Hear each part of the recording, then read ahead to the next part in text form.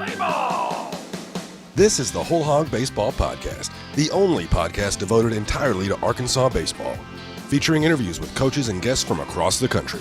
Welcome in Kendall Rogers of D1Baseball.com, Joe Healy of Baseball America, Chris Burke is with the ESPN SEC Network. Now from Fayetteville, here's your host, Matt Jones.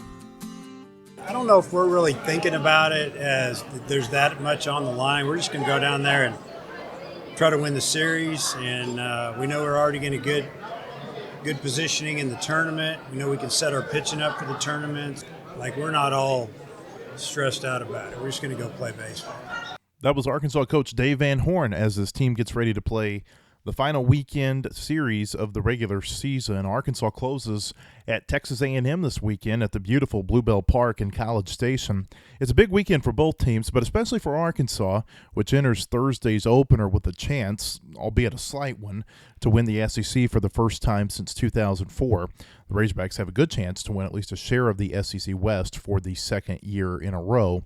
Arkansas goes into the series with a one-game lead over Mississippi State, and of course, the Razorbacks swept the Bulldogs earlier this year to own the tiebreaker for seeding at the SEC tournament next week in Hoover. Now, division championships, they can be shared. Arkansas did that a year ago with Ole Miss, even when the Rebels won 2 of 3 in Oxford. But even a share of the division in this year, with this division, so many great teams in the SEC West, maybe 5 teams that could potentially go to the College World Series, that would be an accomplishment for the Razorbacks and one that would be remembered pretty fondly. Arkansas has a number of ways it can clinch the division this weekend. The easiest or the most simple would be a sweep at A&M. That would give the Razorbacks the outright title, but that's unlikely against one of the best pitching staffs in the country. A&M really, really good, a lot of left-handers. And Rob Childress, the A&M coach, believes that is going to be an advantage for the Aggies this week against that dominant left-handed batting Razorback lineup. The better, more realistic scenario for Arkansas this weekend would be a series win and at least one loss by Mississippi State to South Carolina and Starkville. That would give Arkansas at least a share of the division. To win at least a share, all Arkansas needs is either 2 wins in College Station or 1 win in College Station and 1 Mississippi State loss. Now, the overall conference race, that's a little more complicated, especially because Vanderbilt, who leads with a 20-7 SEC record, the Commodores close against a Kentucky team that has struggled all year and is one of the worst teams in the SEC. In fact, one of the 4 teams that are still in contention for the SEC, 3 of them, Vanderbilt, Mississippi State, and Georgia, close with the bottom 3 teams in the league. How convenient is that? Arkansas, though, they get the number 19 team in the country, and while Texas A&M hasn't had the year it wanted, and the Aggies are going to go into this series down one of their top pitchers and sophomore left-hander Asa Lacy, who was ejected during the 5th inning of a game against Alabama last week and is now suspended for 4 games. The Aggies are still really difficult to play at Bluebell. Like we said, they pitch so well, and with a good weekend, A&M could potentially host a regional in a couple of weeks. So having the number 4 team, Arkansas, come in there and with a chance to do well and possibly get more games at Bluebell in 2 weeks, that's going to make this a really hostile environment, you've got to believe, for the Razorbacks this weekend. For more on A&M, let's bring in Scott Clendenin from the A&M Radio Network. Scott will be on the call for all 3 games this weekend. He does some play-by-play, does some color analysis, too, on the Aggies radio broadcast. Scott, we appreciate you joining us. Hey, I'm glad to have you on. It's a great weekend upcoming for college baseball, and wouldn't want to be anywhere else but Bluebell Park this weekend. So let's talk about this Arkansas A&M series. Obviously, a lot of the focus down there in College Station this week has been on the suspension for Asa Lacy. I just wonder what your thoughts are on that, and maybe obviously we know what A&M's going to do pitching wise, in terms of starters, but how big of a loss is Asa Lacy to that staff? It's a tremendous loss. I mean, he was just named one of the 25 finalists along with John Doxakis for the Golden Spikes Award. He's been one of the better pitchers in the SEC. His stuff is tremendous. I mean, I've been starting as a student in 1985, and I've seen the great left-handers that have come through here, and Asa Lacy's stuff is as good as any of the great pitchers A&M's ever had. He's improved from his freshman to his sophomore year. Now at the end of the year, you're expecting, hey, this is the big push, and all of a sudden you get this 4-game suspension. And you know how the weather's been around this year. It puts, in jeopardy when he pitches in the SEC tournament with what's going on with how, the weather's been so unpredictable. So a big loss at a bad time for A&M to have your number 2 guy go out, especially when you talk about what, Arkansas rolls out pitching staff-wise, which has kind of been overshadowed a little bit. And I think that's one of the things that, yes, A&M has great depth, but I also think that they were counting on having maybe a little bit of advantage in one of these games because, ace against ace, Isaiah Campbell is not going to, him against Doc Zackus or Lacey or whoever you want, Zach Thompson, whoever you want to run out there in the SEC, that first game is going to be great. A&M had an advantage against a lot of teams in game 2 with Lacey, and now that's really been taken away from them this weekend. A&M's going to start Chris Webber in game 1, but what's his story? Chris Webber is a really great story. On the field, he's been tremendous this year, 4-0, 2.79 ERA. Most of his starts have, and most of his work was in non-conference play, Tuesday guy. A&M has only had Broa be a right-handed pitcher to start this year. So out of their 53 games, the other 45 been started by left-handed pitching for the Aggies. Well, Weber's been one of those, and he's been really good as a freshman, but it goes beyond that. Aerospace engineering major, came to Texas A&M with 60 hours. He showed up and had junior classification academically. Wow. He told Major League Baseball a year ago, hey, academics is so primary to me that I don't want you to draft me. And then he shows up here, probably will be in a master's or a PhD program before he's done with his college baseball eligibility.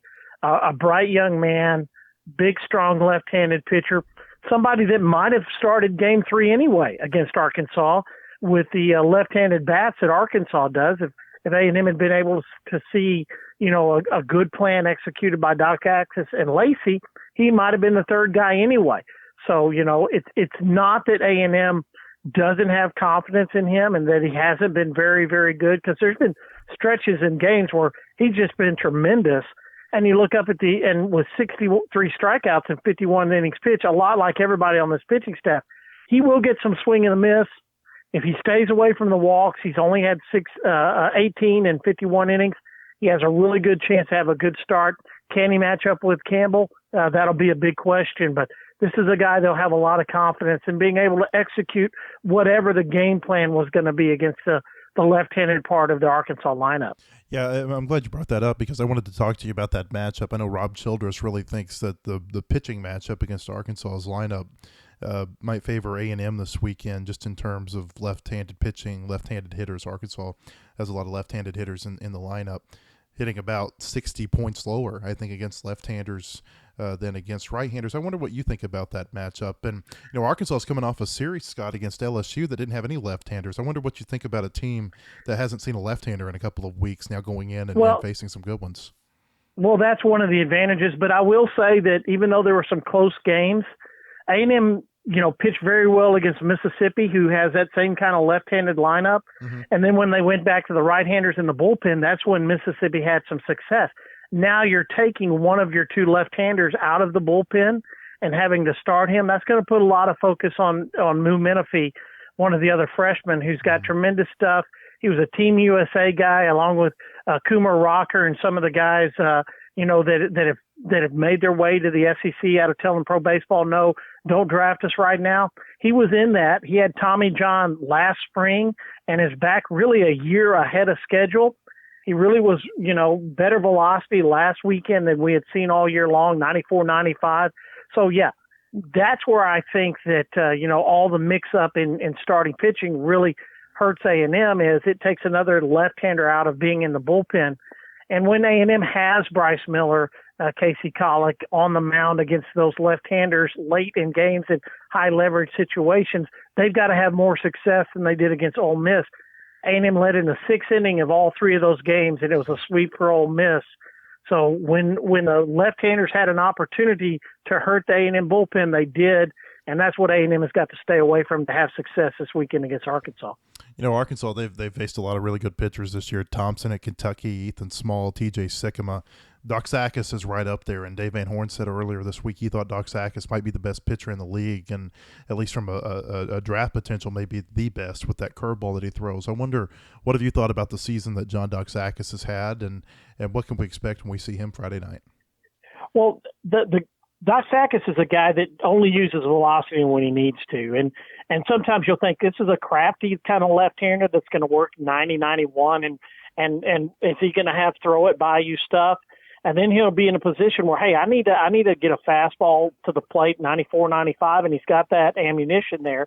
And because he really doesn't empty his tank as the game goes along, that's why he's been very strong when he's, at the 80, 90, and 100 pitch mark, because he'll try to get you out on stuff that isn't necessarily all velocity. And I think that's one of the things that he really has grown into. He's also gotten to be a lot better fielder when it's first year as a freshman, had some plays that, I bet he would look back at the tape now and said, not only what was I thinking, why did I do physically what I did after I made some mental mistakes? He's really improved in that area. And I think that he's had a great leadership role. A&M has 11 left-handed pitchers. Jonathan Childers, a freshman from Forney, was, in their starting weekend rotation up until he had to go for Tommy John surgery after the big tournament down for the Astros. And, you had an upperclassman left-hander that, then during the other couple games on the weekend, we'll go to those guys, the left-handers, and say, hey, this is what's working, this is what not, what you have to think about. I think he's done a great job in a leadership role too. And, that's one of the reasons why when you look at his numbers, 6-3, 88 strikeouts in 84 innings, but not a lot of contact, 218 batting average. And he has really just set the tone on game ones. And he's another guy that has gone up all against those pitchers that you went through there. Really except for Sycamore, who Missouri used in game 3 against A&M in the tie. All those number one pitchers have been the one that John Doxakis has gone up against. And I think that's really where he sets the tone is, hey, last year A&M really didn't get that until late in the year with Mitchell Kilkenny. This year from the jump, it's been like we have a Friday night ace, and this guy will give us a chance to win game 1 against great pitchers. Yeah, A&M's seen a lot of the same teams as Arkansas. Obviously, it's the end of the year, so all the Western Division teams, but both teams played Vanderbilt, Kentucky, and Missouri this year. I wonder, can you remember a year when the SEC had this kind of pitching depth? Because I would hate to be the one right now trying to make the determination for pitcher of the year between Doxakis and Campbell and Sycamore and Small and on down the line. I really don't know how. And, there's only going to be 2 starters and then a reliever as far as all SEC guys. And that's just a crazy number. And you're exactly right. And I think that's part of the reason why offenses have been subdued a little bit this year. The numbers, for a lot of teams are, in the 270 to 290 range. There are exceptions, Arkansas, Mississippi, and Vanderbilt. But more often than not, the numbers are kind of in the middle. And I think it's just been great pitching. And I think that, one of the things about that is when you have your opportunities, you need to take advantage of it. And that's one of the things at A&M, when they play well, it's when they get guys in scoring position and they drive them in. They will have guys in scoring position, even with a batting average that doesn't look that great. It's can they do something with them? They did that in game 3 against Alabama in the early going of that game and were able to win that series. And I think that's one of the things that it's going to be very interesting to see as the weekend goes along. Outside of Campbell, is Arkansas going to be able to dominate A&M's hitters and keep them from having any opportunity, because Arkansas is more than likely going to put up some runs. That's what they've done all year long. The lineup and coming back from the College World Series, you get a big-time transfer coming in, and you can have this kind of offense again. And that's why I'm not surprised that, Arkansas is hitting 311 on the year, but I also see that they're only playing like 13 guys. And A&M, with a little bit more uncertainty, you see a lot more guys have been in the lineup. So nobody really has the at-bats that, the 7th, 8th, and 9th guy in Arkansas's batting average do, because A&M's been trying to piece something together and find who's hot at the right time. And that'll be an interesting matchup this weekend. A&M scored 6 runs in the finale against Alabama, and I know in the games before that I'd been keeping track, 3 runs, 2 runs, a lot of lower scoring games. Do you think maybe they found something in that last game in Tuscaloosa? Well, I think, and the interesting thing is that was against Alabama's best pitcher. They kind of pitched backwards. They went with Johnny Holstaff on Friday night and then saved him. He had a problem with his non-pitching arm that kind of limited him. So you're seeing their best pitcher on Sunday, and normally you don't expect a first inning like that. Mm-hmm. And so for A&M to really get on him early kind of set the tone. Now they had to hold on late because A&M didn't have the kind of defensive game they wanted to have. And that's another big key is how they'll play defensively. And maybe we'll talk about that in a minute. But I think they did find something. Really, the lineup has not, up until Sam Houston State, their last Tuesday game, A&M had used a different lineup in like 47 straight games. Wow. And they've gone with the exact same lineup in the field every game since then. So they put Condell in center field, given up a little bit more offense to get some more defense, and taking Cam Blake from playing left field and put him as a designated hitter. I think that'll probably be the lineup that goes out all three games against Arkansas. Finally, they have some consistency, playing a little bit better defensive lineup and sacrificing offense. On an offensive challenged team, that means you can't make mistakes. And that big first inning certainly gave them the opportunity to hold on and beat Alabama and get that series win. That sounds a lot like Dave Van Horn's philosophy late in the year. And I know Childress and Van Horn coached together. We see that a lot with Arkansas late in the year, that he'll sacrifice offense a little bit to have better defensive players out there. I wonder, in talking with Rob Childress, how much through the years, how much have you talked to him about Dave Van Horn and his influence on him? And what do you see similarities between those two coaches? Well, obviously it's his mentor, brought him into the game, go all the way back to his first coaching job. Justin Seeley, Will Bolt, both were under Dave Van Horn and Rob Childress at Arkansas. Mm-hmm. The ties are there. Will Bolt doesn't shy away from the fact that I watch him. He acts the same way as Dave Van Horn when he's in the box, when he's on the, in the dugout, the facial expressions. There's a lot. The familiarity on these two staffs are more than any other two that you'll find. Nothing comes close to this.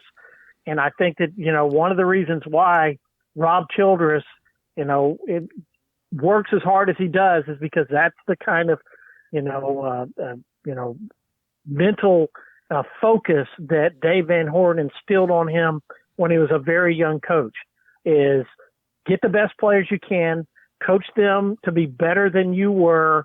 And if they play as hard as you did when you were in college with more talent, then you can have the success come out on the other side. Matt Deggs down at Sam Houston is another one of those disciples, the exact same thing. I'm going to coach you and you'll have more talent than I did. If you play as hard as I did, and take to my coaching, you'll have a chance to be successful. And I think that has really been the cornerstone of both these programs, because obviously the talent level that both of them got at Nebraska really went up as that program grew and went to the College World Series. It was there at Arkansas. Rob Childress doing the same thing at A&M. And that's why this series at the end of the year is so important, with Arkansas playing to get as high a national seed as they can, and Texas A&M to, get in and be one of the final 16 national seeds and at least host a regional, because that's what you have to do to advance to the second round and have a chance to go to the College World Series, is play some home games in June. And I think A&M knows how important this weekend is to do that. Will Bolt's nickname at Nebraska was Little DVH. Yeah, exactly. And he's loved there, I watched him when he was coaching his first job at Texarkana, his first head job. And I went up to him after watching the JUCO tournament here at state tournament and said, "Hey, you look just like Dave Van Horn," and he didn't shy away from it. That's what he's patterned about. And they embrace it. They know that Coach Van Horn, a Hall of Fame coach, is where they want to be. They want to be pitches away from winning a national championship like Arkansas was last year. Mm-hmm. Let's talk about hosting for a minute. A&M, I think they come in with number 12 RPI in the country, 12 or 13. Your thoughts on this weekend and how it pertains to them possibly, being able to get one of those top 16 seeds like you had mentioned? I think they have to finish in front of LSU and Ole Miss. All the metrics are there for Texas A&M. They have the highest RPI of all three of them. But they don't have series wins against LSU and Ole Miss. They're 1-5 against them. But if they have a series victory against Vanderbilt and then against Arkansas, that kind of counteracts that. So can they get in front of Mississippi and Ole Miss? Ole Miss is at Tennessee. LSU's hosting Auburn. Auburn with a lot to play for. It's going to go down to the last inning of the last game of the conference series is what I think it's going to come down to for all three of these games. Who's going to win games this weekend and have the best record out of those three teams? And I think the third-place team in the SEC West is going to be a regional host. So A&M has put themselves in a position where they can control their own destiny and still host at this point in time. They can be the 16th seed matched up with UCLA. A&M wouldn't care because they'd still get to play at Bluebell Park. Mm-hmm. And so that's what their focus is. You know, Arkansas with everything to play for this weekend, trying to, you know, catch Vanderbilt to be the SEC champion. Hey, they're going to be ready to play as well. I think that all of these teams have something to play for this weekend. Tennessee, they're in a position where if they can, you know, do something this weekend against Ole Miss, they could be in a position to host a regional. So lots to play for, and I don't think anybody's going to put themselves in a position where they're knocked out of it before you go to Hoover. But I think A&M can put themselves in a position where the D1 baseball says next week A&M's the last national seed because they had a good weekend against Arkansas. Then you got to play in the SEC tournament, and it all gets turned over again because this league is that close. And really, in teams, 3 through 11 are all just about as good as everybody else, and it's who's playing the best baseball on a weekend that has an advantage. Before we get you out of here, Scott, I wanted to ask you about the park there at A&M, and maybe how has it changed in the years since they did the big renovation? Well, I think it doesn't have quite the capacity it had before. The student section is still the primary focus up there on the second deck over the opposing dugout. Mm-hmm. They're going to rain down on them. They did it when Dave Van Horn was here, with Nebraska. They did it with, when Bubba Carpenter was here in the late 80s, playing against A&M. It's always been the same. That really hasn't changed. The amenities are a lot nicer, the club level. Obviously, what Arkansas did as far as setting the tone on how you can promote and the fan facilities, they set the tone. Everybody's followed that afterwards. But still, it's the fans, their engagement. This is one of the best places to go to because as opposed to, great crowds out in the outfield, this is right over your dugout. This is right on top of you. Your first baseman's going to hear it. Your pitcher's going to hear it. Your catcher's going to hear it. Yes, your left fielder will hear it, but he's not going to hear it like he does in Fayetteville from coming from behind. It's when he's running into the infield after having a big mistake that leads to some Aggie runs. That's why the atmosphere at Texas A&M is still a little bit different.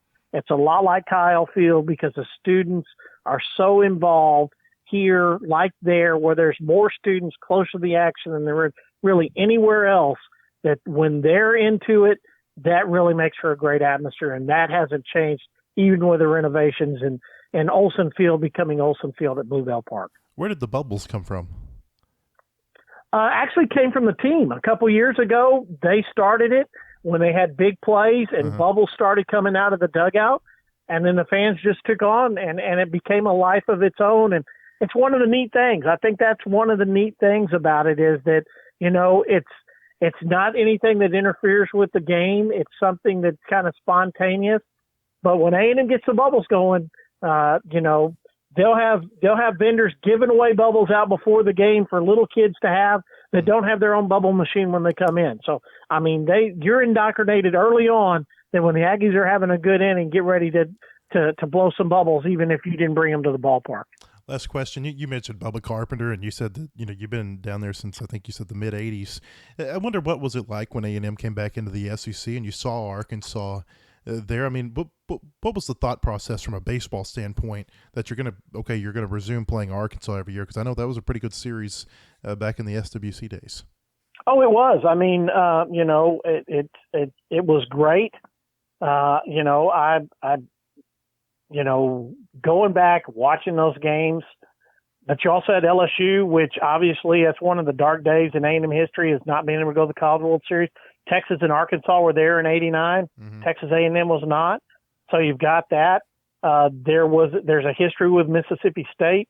Mark Johnson, the head coach at Texas A&M, had been at Mississippi State as an assistant, and then Mississippi State had come in and played A&M in regional play. Ole Miss had been in to play A&M in regional play, so there was a lot there. A&M had just played South Carolina in the College World Series, played an extra inning game in a year where South Carolina won the national championship, and they go extra innings with A&M in game one. So there was a lot of already knowledge of the SEC. And then, like everything else, it raised how good you have to be in every single sport all across the board. Rob Childress embraced that. He knew that you had to have bigger, stronger athletes. The Big 12 was very good in baseball, but you take Missouri and Texas A&M out of the Big 12 and put them in the SEC, and you've made the best league in the country that much better because you're talking about teams that could compete. And I think that was one of the great things. And then it was good to see Arkansas, Dave Van Horn, and his, the mentor of Rob Childress, and them be able to coach against each other. A&M played Arkansas right before they went back into the SEC. That was a big weekend, and, you could tell that the families were happy to be around each other. They're best friends except for 3 games during the year. And then they're as tough competitors as they can have against each other. And that was good to have back. And I think that's one of the things that having Arkansas come back to Bluebell Park, there's not very many people that are going to remember, the 89 series and Bubba Carpenter and, all those great guys. But the older guys do. And I was in the student section hollering at Bubba as he one swing Bubba, 2 Bubba, 3 Bubba. Yeah. But that kind of stuff, it was good to have back and have another generation find out what it's like to root against the Razorbacks. Well, it's been a great series since Arkansas and A&M started playing again every year in the SEC. It's been a lot of fun to watch. Scott, we really appreciate your time and hope you have a great time this weekend out at the ballpark. All right, we appreciate it, and thanks for giving me a call. Scott Clendenin of the A&M Radio Network. When we come back, we'll talk with Brett Dolan, the voice of Arkansas baseball on the SEC Network Plus broadcast. That in a moment on the Whole Hog Baseball Podcast. WholeHogSports.com has the largest, most experienced staff of reporters covering sports in Arkansas. Football, basketball, baseball, recruiting, and more. You'll find it at WholeHogSports.com. The website includes up-to-minute news, daily commentaries, and award-winning photography from the staffs of Hogs Illustrated and the Democrat Gazette. For subscriptions, call 1-800-757-6277. That's 1-800-757-6277. Or visit us online today. WholeHogSports.com. Want more coverage of your home team? Download the Whole Hog Sports Video on Demand app presented by Absolute Heat and Air. Check out the all-new Fan Zone and get up-to-the-minute videos on football, basketball, baseball, recruiting, and more. Search for Whole Hog Sports on Apple TV, Roku, and Amazon Fire at home. And take it with you on the go by downloading it for your mobile device in your app store. The Whole Hog Sports Video on Demand app is presented by Absolute Heat and Air. For the absolute best service, trust Absolute Heat and Air. Well, it seems like we catch them the last weekend of the year every year, and certainly wouldn't be where I'm at today without Coach Van Horn. And he and his wife and daughters have been lifelong family friends of ours, and it'll be good to see him. But I think we both got to the point when the bell rings, it's all about the games and doing whatever you can do to help your team best win the game. That was Rob Childress, the Texas A&M coach, on this weekend's series against Arkansas. Of course, Childress and Arkansas coach Dave Van Horn, longtime friends. They've been working together since the early 1990s at Texarkana College. Childress was Van Horn's assistant coach there, followed Dave to Northwestern State in Natchitoches, Louisiana for 3 seasons, and then followed him to Nebraska and was his pitching coach for the Cornhuskers for 5 seasons in Lincoln. When Van Horn took the job at Arkansas in 2002 after taking Nebraska to back-to-back College World Series, a lot of people thought that Rob Childress would be the head coach. Instead, Van Horn's other assistant coach, Mike Anderson, got the position. And when it came time for Van Horn to come to Arkansas, Rob Childress said, hey, I want to stay behind in Nebraska and keep my family here. He ended up staying in Nebraska for another few years before he got the head coaching job at Texas A&M, and that's why Rob Childress didn't follow Dave Van Horn to a 4th different location at Arkansas in the early 2000s. Childress has done a great job in College Station, multiple College World Series with the Aggies, and he's got another good team this year. This is the 4th time this year that Dave Van Horn has gone up against one of his old assistant coaches. Did it in March against Louisiana Tech. Lane Burroughs, who had been an assistant coach for him for a short time at Northwestern State, brought his Louisiana Tech team in here. Arkansas won 2 of 3 that weekend. Chris Curry, the Arkansas Little Rock coach, he came in here in April and, of course, pulled off the big upset for the Trojans, 17-7 in a midweek game. Curry had been a volunteer assistant for Van Horn for 2 years at Arkansas in 2009 and in 2010, and then just a couple of weeks ago, Tennessee came into Baum-Walker Stadium and was swept by the Razorbacks in a 3-game series. Tony Vitello, the head coach at Tennessee, was the hitting coach for the Razorbacks from 2014 through 2017, and now Rob Childress will be the 4th former Van Horn assistant that he will face this year. Remember, Van Horn also faced Todd Butler in an exhibition game last year. Butler, the longtime hitting coach here at Arkansas, now at Wichita State. Van Horn, in his series against Childress, leads 13 games to 7. Almost all of those games have been played since the Aggies joined the SEC, but a few of them were played as non-conference games shortly into Childress' tenure in College Station. Van Horn's had a lot of success against his former assistant coaches. In fact, Chris Curry with UALR is the only former assistant coach for Van Horn who has a winning record against him in head-to-head competition. We'll turn now to our final guest. Brett Dolan is the play-by-play man for the Razorbacks games on the SEC Network Plus, games that are played at Baum-Walker Stadium and aren't picked up by network television. You hear Brett do probably about 30 games a year for the Razorbacks, and he joins us now. Brett, one of the smartest guys, I think, in Fayetteville when it comes to baseball, really knows his stuff. Former play-by-play man for the Houston Astros from 2006 to 2012. And, Brett, we appreciate you coming on. My pleasure, Matt. Hey, so you've had a chance to see this team quite a bit this year, and you saw all the games last year, and then that's something people want to talk about right now is what are the differences between 2019 and 2018? I wonder from your seat what you've seen, what's different, what's similar about this team?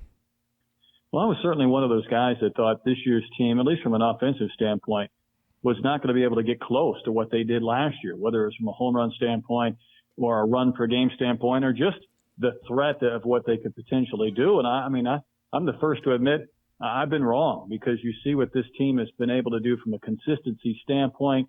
And obviously there's a few more doubles, as Dave Van Horn points out. The team will run just a little more, even though that has slowed down quite a bit in conference play. And it doesn't feel like the lineup is quite as scary as last year, but yet, all the cumulative numbers back up the fact that this team is plus 50 or so in that run category, ahead of where they were from a year ago. So, I give Nate Thompson a lot of credit in his second year for getting guys like Jack Henley and freshmen like Christian Franklin to step up, in addition to the fact that, there just seems to be a lot of talent. So I'm the first to admit I didn't think this offense would be clicking at the pace they have been this deep in the season. You came in here last season or before last season in the fall of 2017. So from a perspective, you kind of have fresh eyes on the program. I wonder from your perspective, what you knew of Arkansas coming in, now that you've seen what they've done, where do you think this program fits in in the national conversation? Well, it's an interesting question, because it was something I think we touched on during the telecast in LSU. There was a couple of years ago where I was broadcasting a regional from LSU. It was the first chance I had to be at the box for an extended period of time. Bregman was a junior. He was a sophomore. Nola was a junior. And it was a tremendous atmosphere. And even though LSU lost that regional to Houston, I thought this has to be the hot spot for a lot of young players to want to go play at, to be in the SEC and play in front of these fans in this environment. But as you see how they have kind of struggled between that 12 and 20 rank for a bulk of the last month or so, and Arkansas continues just to get better and better with a facility that's improving, a crowd that is involved, that shows up and stays regardless if it's cold or if it's hot or it's rainy. The indoor facility and the winning ingredients that Dave Van Horn has put together, I'm not so sure Arkansas hasn't put themselves in a position, certainly currently and maybe going forward, where they are one of the top 4 or 5 programs in the country that people would want to play at, that TV wants to come and broadcast. And it's an amazing stretch to be in, because, success builds upon success. And we've seen that with the recruiting classes going forward for DBH in 2020 and beyond. Kids want to play in this environment. They want to play in the SEC. They want top-notch facilities. And they want a team that can, not just go to Omaha every couple of years, but have a chance to play in their own stadium for regionals and super regionals. And I really think maybe Arkansas has passed teams like LSU and some of the other teams around the country. So that only bodes well to continue this magic carpet ride for years to come. What have you thought, Brett, about the home field advantage that they seem to have built here? Dave Van Horn touched on this the other day when he was talking at the Swatters Club about how used to teams would come in here and say, hey, that's really nice playing in Fayetteville. And now the last 3 years, I think their record at Baum-Walker Stadium has been 90-17. You just don't see that very often in any sport, let alone baseball. No, you don't. And not having the benefit of going to games for years past these last two, I'm not sure what it was once like, but I know now when these teams come in, it's not just the crowds, but obviously they're very close to the field. They're close to the dugouts. They know the names of the umpires. They're involved pitch by pitch sometimes with balls and strikes. And it is a tremendous home field advantage. And you think about how tough it is to win games on the road in this conference. If you're a team of Arkansas stature, you're going to get a lot of games at home, a lot of non-conference games.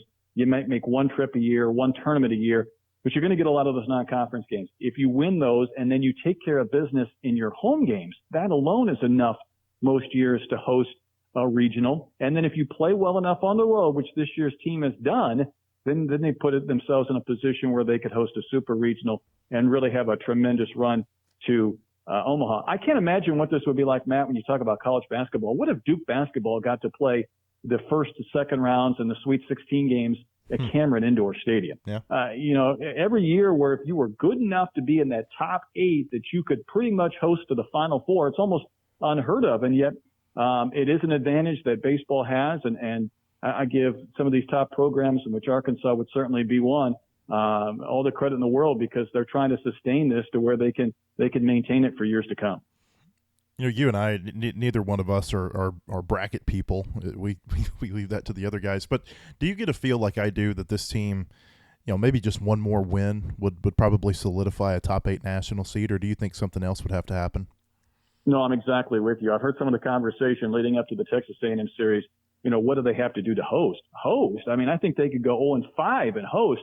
But the question now is, you win a game or two. You obviously want to be in that top 8 seed. And just in the recent years, the way they have changed this format, the higher you are as far as the national seed, the better that is for the super regional. If you're a 3 or a 4 and you're playing another national seed, even if they advance, that's, what would it be, 15 or 14 or 13, that's a tremendous advantage. If you're an 8 national seed, you're going to play a 9, you should be fairly evenly matched. But not only is there an incentive to be a national seed, but to be a high national seed. So I think Arkansas is in a pretty good spot. If they win 1 or 2 games this weekend, or win a couple of games in the conference tournament, I don't see why they wouldn't even be a 3 or a 4. But I think even just one win in College Station and one win in the tournament might be enough to be in those top 8. Brett, what have you thought about the SEC West this year? As Arkansas goes into College Station, they're in the driver's seat, obviously, in the SEC West. A lot of things could happen. They're playing a better team than Mississippi State is this weekend. Mississippi State gets to close with South Carolina and Starkville. But to even be in this position this year with the way the West stacks up, I mean, you had LSU in here last week, who might be the 4th or 5th best team in the division, and I think that probably speaks volumes about how good this division has been. It does, and that's another prediction I probably would have lost a couple of months ago, looking at the teams, and I thought even though it was favorable for Arkansas to have Mississippi State and certainly even though Ole Miss, the series they lost at home, and LSU all at Baum-Walker Stadium, I still thought that might be a tough road to hoe to be able to try and win a divisional title or maybe have an outright divisional title win. But it's a gauntlet. There's no way of getting around it. I think it's a little bit hard for us, Matt, to see these teams in person, because when Arkansas played Mississippi State, they just crushed them. And LSU came in here a little bit down, even though LSU claimed a game in the 3-game series. It was really only that Ole Miss series, which seemed a little bit out of ordinary, that Arkansas won the first game and then ended up losing the next 2 to lose a rare series at home. But to compete in this division, in this conference this year, has just been even more impressive, considering the number of freshmen that they have had to play in the field, a couple of freshman starters in the rotation, and then a lot of sophomores, even though, as we know, those guys are pretty darn good. This week, the semifinalists were announced for the Golden Spikes Award, and Isaiah Campbell is one of the 25 semifinalists for that award, the first person from Arkansas to be a semifinalist since Andrew Benintendi won it in 2015. But, Brett, you look at the list, and I know you've seen this list. I see 7 SEC pitchers on this list. John Doxakis, Emerson Hancock, Asa Lacy, TJ Sikkema, Ethan Small, Zach Thompson, that along with Isaiah Campbell. And then you think about the guys who aren't on the list, guys like Drake Fellows at Vanderbilt or Tanner Burns at Auburn or even Garrett Stallings from Tennessee, who's had a really good season. I mean, I just wonder what you think about the pitching this season and then Campbell in particular, what he's been able to do, because it seems to me, if you look at the stats, Brett, he's having a better season statistically than Blaine Knight had last year when Blaine Knight was an All-American, and he might be getting overlooked a little bit just because of all the other great pitchers in this league. I think there's no doubt about it. And other than the fact of wins, and that's a pretty easy place to start for those national writers who don't see guys on an everyday basis or simply can't see everybody that's on the list. 14-0 was an unheard of season for Blaine Knight. But not only when you delve beyond the wins into the other stats is Isaiah ahead of Blaine Knight, I think from a stuff standpoint he is too. I mean, this is a guy, I think he's thrown over 100 pitches one time this year, and that speaks to his efficiency and his effectiveness. It felt like there were times last year where Blaine might have one inning where he's going to throw 35 and 40 pitches. The pitch count would jump up. Maybe he'd only be able to go 6 innings or so. And he had the benefit of Matt Cronin for 2, sometimes 3 innings at the back end with great relievers like Reindl and Losky that could maintain his lead and let Arkansas win a lot of series. And they won that first game every single time, even when they're losing series on the road. But there's no doubt in my mind that Isaiah's further along.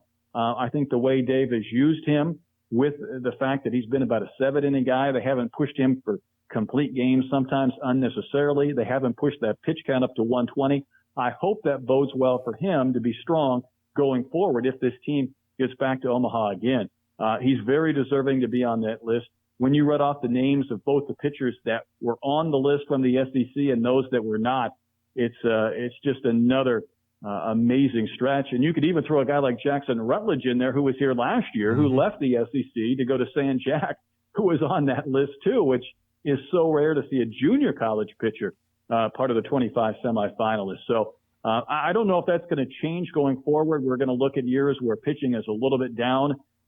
Sometimes when the scouts have the draft boards counting in those high school players, they have some ebbs and flows or some spikes, but this conference seems to have the arms and that kind of magnifies when guys have great offensive seasons like Kerstad, or, you can get down to the Blades or some of the other guys who've had tremendous runs, because if you're hitting against these caliber of pitchers, certainly the starters and the back end relievers, there's no reason to think that you couldn't have a nice long big league career when the time comes.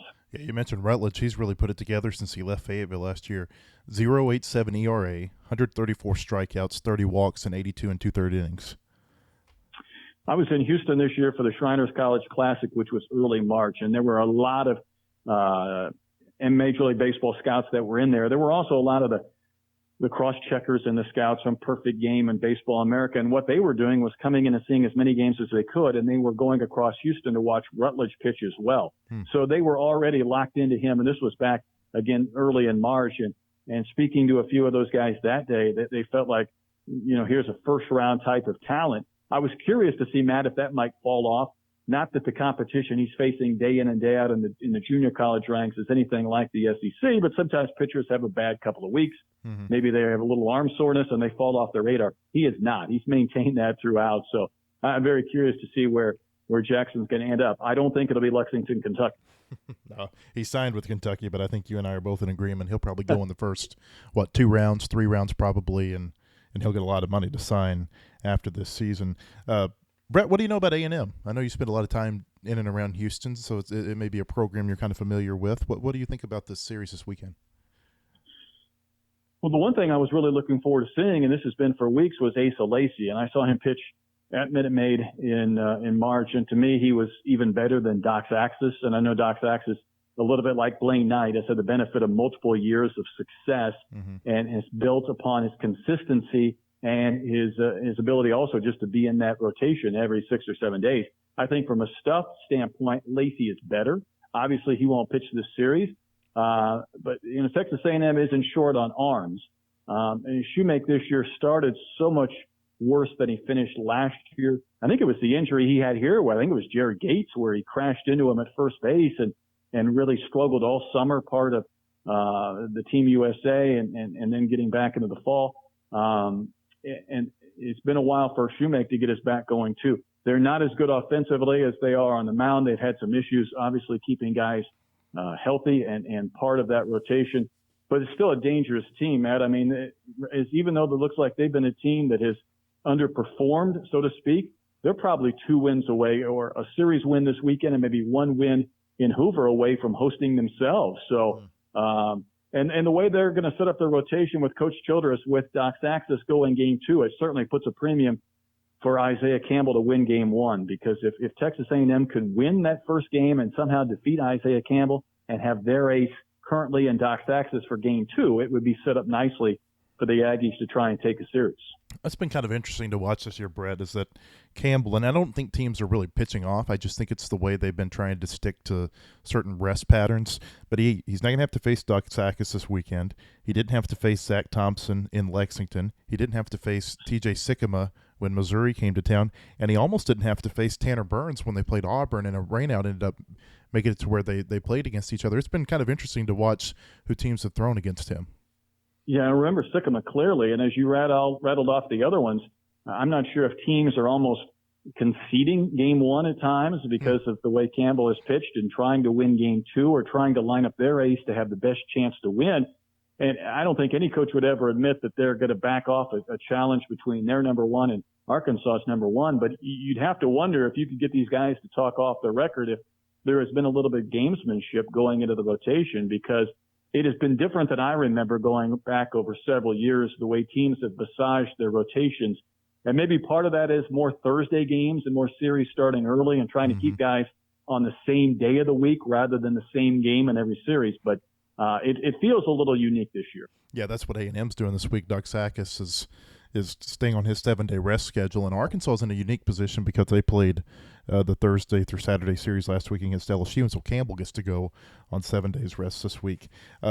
Brett, have they given you may not be able to say this, have they given you your assignment for the postseason yet? Will you be in Fayetteville?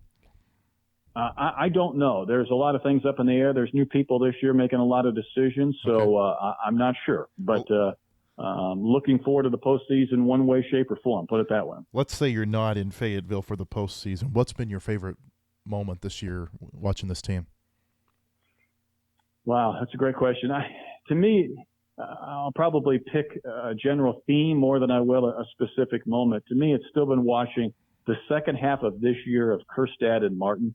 With these guys without the benefit of Shaddies and Bonfields and Gates and so many of the veterans last year, and being a known commodity for year 2, I was curious if they would struggle, Matt. In the beginning of the year, I think probably both of their numbers were down, even from a batting average standpoint or an overall production standpoint. But the way these guys have performed in the second half of this year has been amazing to watch. And the fact that Arkansas fans will have these guys around for even another year before they get a chance to begin their professional careers has been a lot of fun to watch. And the home run Kerstad hit off Hess the other day was just part of that theme, because you're talking about power against power, top-notch relief pitcher against an Arkansas home run hitter. And he hit the home run to tie the game at 3, and Arkansas runs off a big victory and ran off 11 unanswered runs at one point in that game. But to me, I think that's been the most fun to watch. I think the most surprising is seeing guys like Jack Kenley go double figures in home runs, and a freshman like Christian Franklin find a way to produce in the 9-hole. So it's there's been no shortage of individuals that have been fantastic to watch this season. It's been a lot of fun to watch this team. I always, Brett, I'm fascinated by teams that are in what people might refer to as rebuilding years, because I like to see how they grow, and I think this team has really grown up a lot since the first game of the season. Well, there's no doubt, and it does feel like, whether it's college baseball or basketball, a lot of times whether it's coaches or fans, we can look at a particular year and say, boy, this team's going to be really good. And there might have been the thought looking ahead to next year that Kerstad will be a junior and Martin will be a junior, and some of these freshmen like Wicklander and Nolan will have a year under their belt. Oftentimes it occurs a year earlier than we think. And I even go back to the Astros when they were in the playoffs a few years ago against the Royals. It felt like that was a year too early for them. It felt like some of these other college teams where maybe they're peaking a year early, but that just shows you how these players can step in and contribute. And what we thought was a rebuilding year, or at least I thought at times there was going to be rebuilding aspects of this season, has just kind of fallen into this amazing run of guys stepping up and performing. And knock on wood, Arkansas has been relatively healthy this year. I think that has been a part of it. But there have been aspects of this rebuild as we think of it that has just kind of been another year of great success. So my hat's off to Nate Thompson and certainly the new pitching coach, Matt Hobbs, and Dave Van Horn for how they've been able to get these guys to play at a pretty consistent level. You know, if you exclude the 2018 season, all of Dave Van Horn's runs to Omaha, at least with Arkansas, have come in years where people really didn't expect it before the season. We'll see if they can do that this year. They certainly have a really good chance to do it, I think, with games potentially all being in Fayetteville. Brett, you and Troy Eklund do a great job, and I appreciate you taking some time to talk about baseball with us today, and hope you have a great weekend. Thanks, Matt. We look forward to a fun postseason starting pretty soon. All right, appreciate it. Brett Dolan. Thanks, Brett. This weekend, again, Arkansas plays A&M 3 times in College Station. First game is scheduled for Thursday night at 6 o'clock. Second game Friday night at 6:30. Third game Saturday at 2 o'clock. There's some weather that could potentially postpone that game on Saturday. And this weekend, for the only time during the season, the SEC allows teams 4 days to play 3 games if the game that has been postponed, or games in some instances, if games that have been postponed can affect championship races or division races or the overall seeding in Hoover, then they'll allow them to play games on Sunday. A game can't start on Sunday past 4 o'clock, and it can't restart past 6 o'clock. Otherwise, it will be classified as a rainout. So there's that possibility this weekend in College Station that Arkansas and A&M could end up playing a game on Sunday, depending on how the weather looks. Right now, the forecast doesn't look too good for them to play that game on Saturday. 70% chance of rain on Saturday afternoon and into the evening hours in College Station, so that will be something interesting to watch. When Arkansas gets to Hoover, they'll fly straight to Hoover from College Station, and when they get there, they won't have to play until Wednesday. The Razorbacks have a first-round bye at the SEC tournament. That first round, of course, kind of a funky setup they have at the tournament every year. That first round is single elimination, and then the teams that advance past that will play double elimination on Wednesday, Thursday, and Friday. Semifinal Saturday is single elimination, and then the championship game on Sunday is single elimination too. The Razorbacks will not play until the double elimination portion of the tournament. We won't know who they'll play, and we really don't have any idea of what teams it might even be, because there's still a lot of fluctuation that could happen within the standings this weekend. Both for Arkansas and for Texas A&M, the Razorbacks could still be as high as the number 1 seed at the tournament. They could be as low as the number 4 seed. And then for A&M, the Aggies could be as high as the number 5 seed, and they could be as low as the number 10 seed, depending on the outcomes this weekend in College Station, plus some potential outcomes at other places across the SEC. It'll be something that'll be fun to watch, and we will talk all about how that SEC tournament, or at least Arkansas's portion at the SEC tournament, how it went on our next podcast, which will come in between when the Razorbacks play at the SEC tournament and when the NCAA regional round, or when the NCAA tournament selection show is on Memorial Day. Until then, hope you will join us at wholehogsports.com for the latest on the Razorback baseball team. Should be an exciting next couple of weeks. I'm Matt Jones. Thanks for joining us. The proceeding has been a production of wholehogsports.com. Look for our latest podcast on iTunes, Spotify, Google Play, or your favorite podcast store.